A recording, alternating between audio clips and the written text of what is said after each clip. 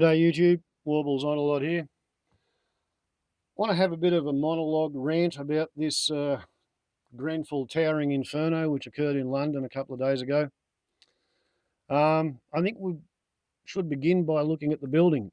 As you can see, it's a concrete structure. So you've got reinforced concrete vertical pillars, you've got reinforced stressed concrete floors which become the ceilings, which become the floors. So essentially you've got a fireproof structure which has then been lined with building materials. And as long as the building materials come up to council approved building codes as regards fire resistance, your doors and your linings and dry walls and all the rest of it, then in theory, if a fire starts in any flat, whether it's a cooking oil fire or an electrical fire, it should be contained to that flat. Okay, given that, the residents have been told since 1974 when the building was erected that that's why, you know, because they had 3 fire escapes in the original building and that were fireproof apartments, 120 of them, therefore they didn't actually need to have a sprinkler system and they didn't actually need to have a building-wide fire alarm so that a fire in any one flat would cause the alarm to go off. No, they didn't need that because they could just stay in their flat while the fire brigade came and put the fire out wherever it happened.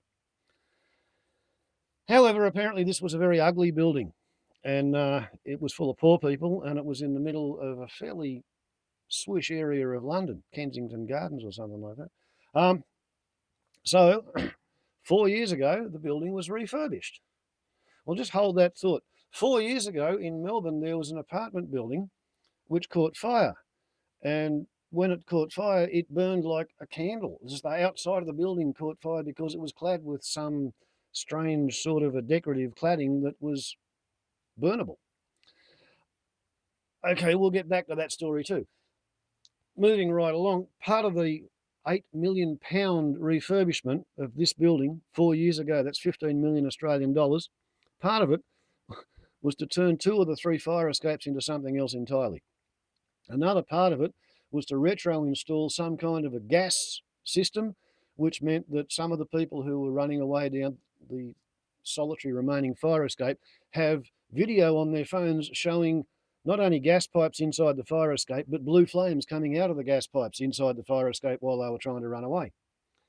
Okay, so the other part of this refurbishment 4 years ago, and we'll just roll a bit of video here, is they wanted to make the place look better. So here we go. On the right of the screen, you can see these ACP decorative panels that have been glued onto the concrete structure. That's on the right. On the left, you can see the glue lines that have been holding it on.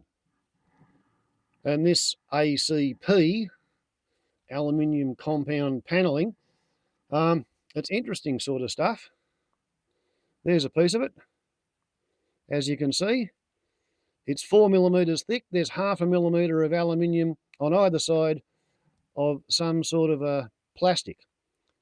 It's very, very shiny, and this particular piece has a black vinyl sticker applied to the outside because, of course, I'm not actually holding a part of the Grenfell Towering Inferno.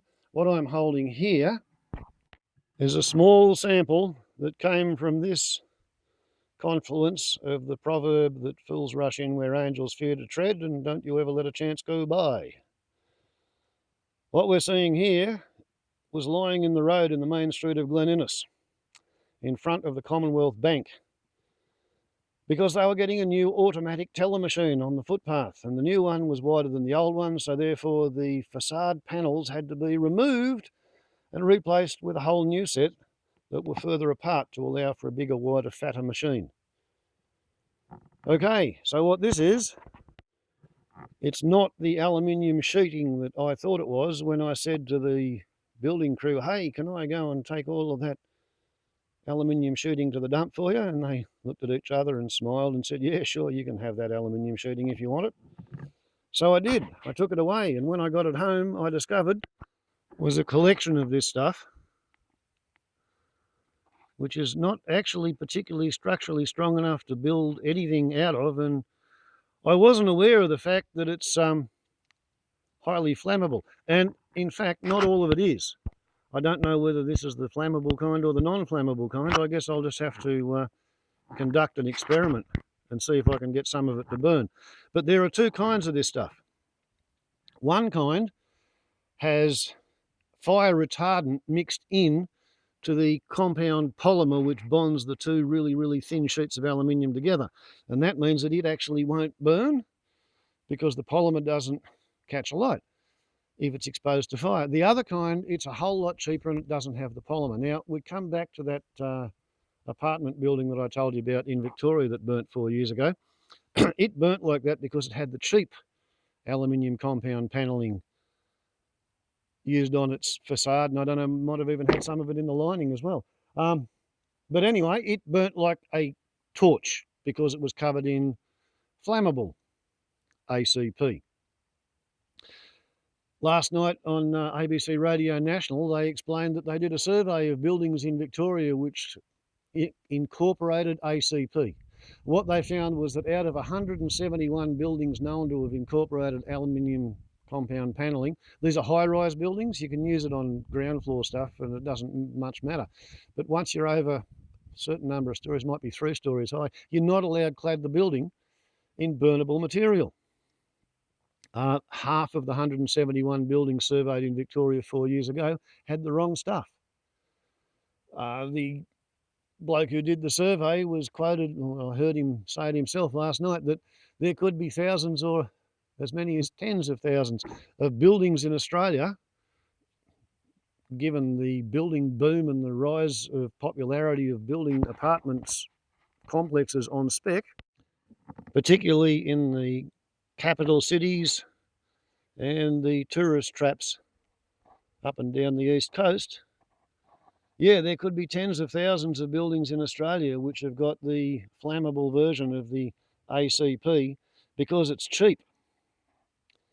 And you notice the confluence in time wherein it was just as the Australian apartment building in Melbourne was going up like a torch 4 years ago. That was when the Grenfell Tower was reclad in obviously flammable, cheap ACP in order to make it shiny for the rich people to look at.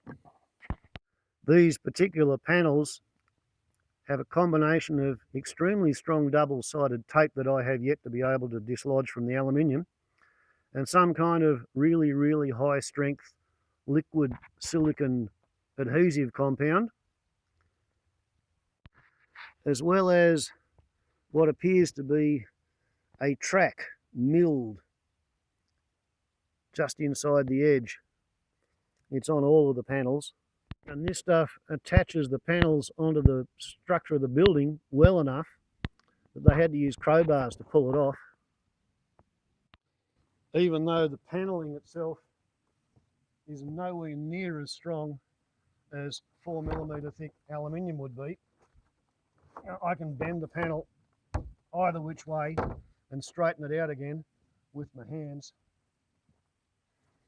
But one thing that I have noticed just looking at this, if a fire got into this space here, it could travel all the way up the zigzag, heating successive layers of the adhesive.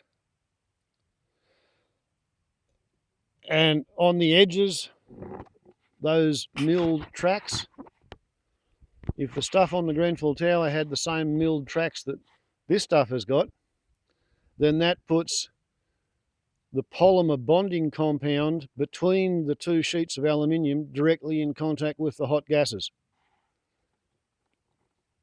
So I don't know what the composition was of the glue or the compound, but yeah, you can see how a fire would pretty easily spread between the concrete structure and the inner layer of aluminium, while meanwhile being in contact with the polymer compound that's holding the two layers of aluminium together. So you just mind-buggering idea that you could try and make a concrete fireproof apartment building with no sprinklers and no fire alarm more attractive to look at by removing 2 fire escapes and covering the bloody thing with shiny, shiny incendiary material. And just for the record, this is what the other side of these 3 panels of ACP look like with their vinyl decorative stickers. One of the plastic 3D raised letters which used to be stuck there. Also, the minor fragment with which I began this explanation when I showed you what a piece of ACP looks like in real life. And not only, but also, I've actually got the 3D glowing bauble with all of its LEDs, which, how does it go? That way?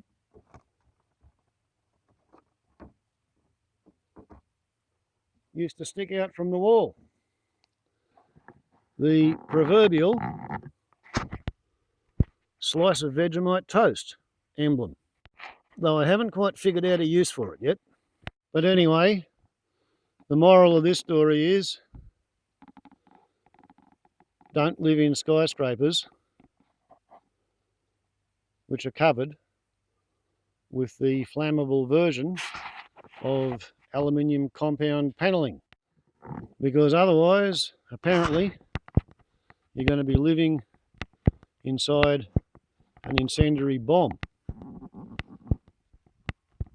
So, compared to that, the risks that I take living out here in a bushfire fuel bomb, well, I reckon the people in the high-rise apartments are doing a much, much, much more risky thing, especially if they've got no sprinkler system and no alarm and they've lost 2/3 of their fire escapes.